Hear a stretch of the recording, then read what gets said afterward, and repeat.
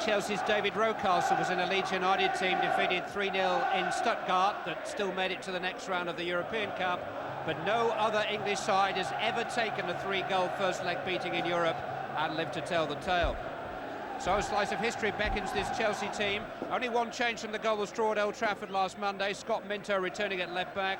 John Spencer and Glenn Hoddle are amongst the substitutes tonight. I think there's no doubt first 20 minutes has got to be a bit of the charge of the Light Brigade. I think David Lee, who's come into central midfield alongside, certainly Nigel Spackman, has done well. They're both a bit defence-minded though, and I think a lot of onus now on the two fullbacks, Steve Clarke and Scott Minto, to push forward and get a good supply of crosses for the strikers.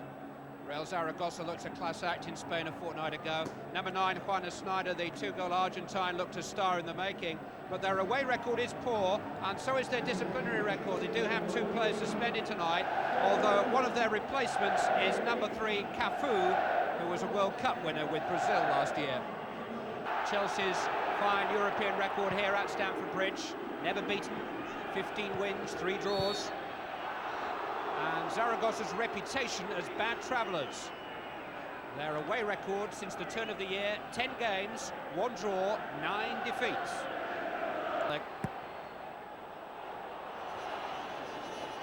Header away was by Solana.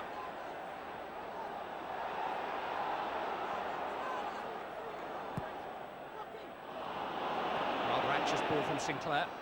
But they've got it back here with David Rocastle. That pass from Solana. Free kick conceded by Cafu. Peacock the victim. There's Sinclair, and he didn't quite reach it. Well, that was a chance there. Surprised David Lee took it, but I mean, frankly, Sinclair looked as if he saw it late. But suddenly he was clear, unmarked, and look, it's just sort of gone forward and got underneath it. Whether he got a little nudge from the defender. A save. Corner given. Some stop that by Juanmi. But some chance for Paul Furlong.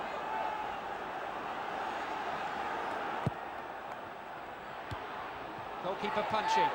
Rocastle trying to head down. Hooked away though by Cáceres. A little bit to knock Cáceres, so he wasn't sure whether he was going to keep it, was going to come and collect it. Caught in 2 minds and then a clear opening. But as you say, he did make a big target and it just hit him on the shoulder, rebounded away. But that was... Now is that the moment that the tide turns Chelsea's way? What a fabulous break.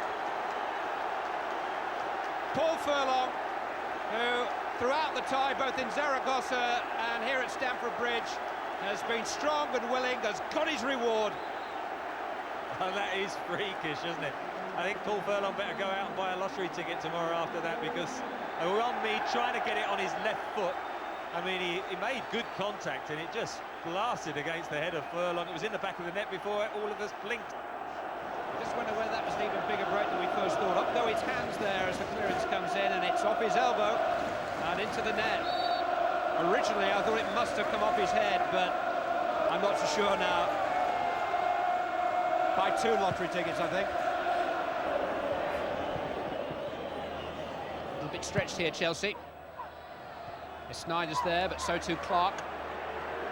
Now Naeem. Aragon. And still, and there is the away goal that Chelsea just couldn't afford to concede. Santiago Aragon equalises for Zaragoza on the night and surely puts them out of Chelsea's reach once and for all. It's going to be the one to stay in the centre midfield. Furlong to Peacock. Oh, what a good effort and a good save by Juanmi.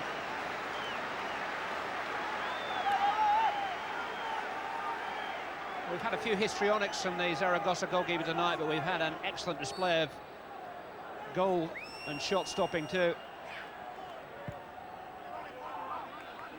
Here's Furlong. Sinclair, yes! 2-1 to Chelsea. Glenn Hoddle's corner set it up, not the best corner he'll ever take, but it found Furlong and it found Sinclair, and it's found a few smiles on the terraces. Chelsea back in front of the night. Well, more than anything, it's lifted the stadium and I'm sure the home side. A comfortable header by Furlong, sensible one, and good swivel by Frank Sinclair from 6 yards out. He should have scored, I suppose. And now it should give that little bit of impetus. I mean, they still need 3 goals. You can't see it happening, but at least it lifts the crowd and puts a little bit of pressure on Zaragoza.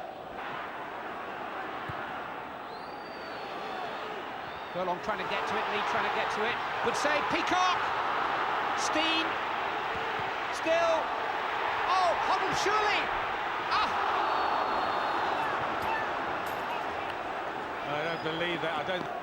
Lee's corner. Punch as far as Spencer. Knew the goalkeeper was off his line, but the better option would have been the mass ranks of the men forward.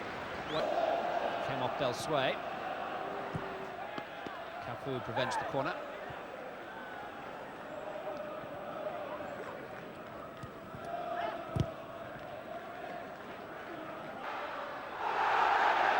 The referee says penalty. No, it's goal kick, sorry. He pointed in the direction of the spot. A big cheer went up. I must admit, it didn't look like a penalty to me. And he has scored.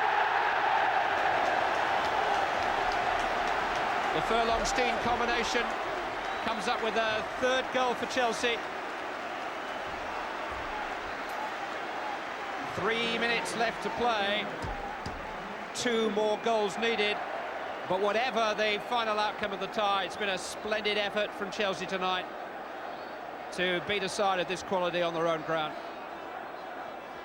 They have got a soft centre on crosses. It does well because it bounces up, but he uses his knee, just lobs it over one knee. They got the 3 goals, didn't they? But that Aragon goal at the other end makes such a difference. And in the end, it's going to be the Spanish side that go to the final.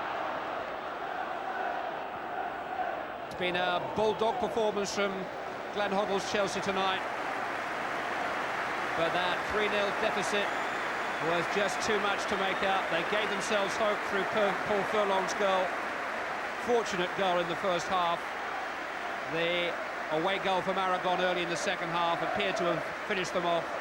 But Chelsea never gave it up. Sinclair and Steen gave those supporters plenty to roar about in the closing stages. But Real Zaragoza, a fine team as they showed 2 weeks ago in Spain, will go on to the final of the Cup Winners' Cup in Paris on May the 10th, and Chelsea will return to the job of making sure they stay in the Premiership.